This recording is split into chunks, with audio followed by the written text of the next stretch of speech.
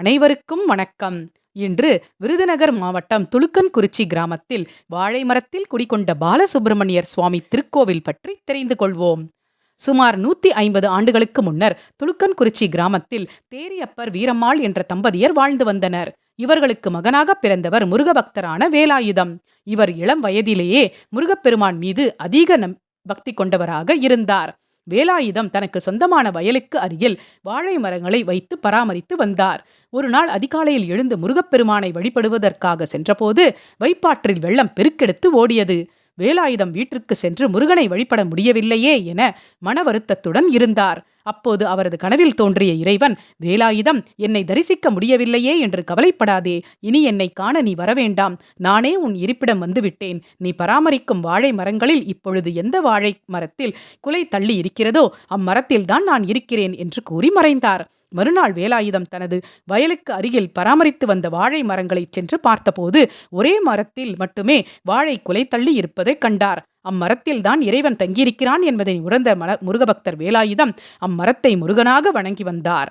செவல்பட்டி ஜமீன்தாரின் கணக்குப்பிள்ளை மகனுக்கு திருமண ஏற்பாடுகள் நடைபெற்று வந்தது. திருமண வீட்டின் வாசலில் வைக்க குலை தள்ளிய வாழை மரம் தேவைப்பட்டது. ஆனால் எங்கு தேடியும் குலை தள்ளிய வாழை மரம் கிடைக்கவில்லை. இதையடுத்து வேலாயுதத்திடம் சென்ற பணியாட்கள் அந்த குலை தள்ளிய வாழை மரத்தை திரும்ப கேட்டனர். ஆனால் வேலாயுதம் இதற்கு மறுத்துவிட்டார். இதனால் மாப்பிள்ளையே நேராக முருகபக்தர் வேலாயுதத்திடம் வந்து குலை தள்ளிய வாழை மரத்தை தனக்கு அளிக்க வேண்டும் என்று கேட்டான். ஆனால் வேலாயுதமோ, இது சாதாரண மரமல்ல, நான் வணங்கும் தெய்வமான முருகப்பெருமான் குடியிருக்கும் கோவில், அதனை வெட்டக்கூடாது என்றார். ஆனால் அவரின் பேச்சை கேட்காமல் கணக்குப்பிள்ளையின் மகன் அரிவாள் எடுத்து முருகப்பெருமான் குடிக்கொண்டிருந்த வாழை மரத்தை வெட்டினான். வாழை மரத்தில் இருந்து ரத்தம் பீரிட்டு வெளிவந்தது. அது மட்டுமல்லாமல் அதிலிருந்த நாகம் ஒன்று வந்து அரிவாளால் வெட்டிய கணக்குப்பிள்ளையின் மகனை தீண்டியது. நாகம் தீண்டியதில் கணக்குப்பிள்ளையின் மகன் மயங்கி விழுந்து இறந்தான். இதை கேட்ட ஜமீன்தாருக்கும் கணக்குப்பிள்ளைக்கும் கண்டு துடிதுடித்தனர். முருகபக்தர் வேலாயுதம் கணக்குப்பிள்ளையிடம், என் இறைவன் அறியாமல் செய்த பிழையை பொறுத்து காத்தருள்வான்.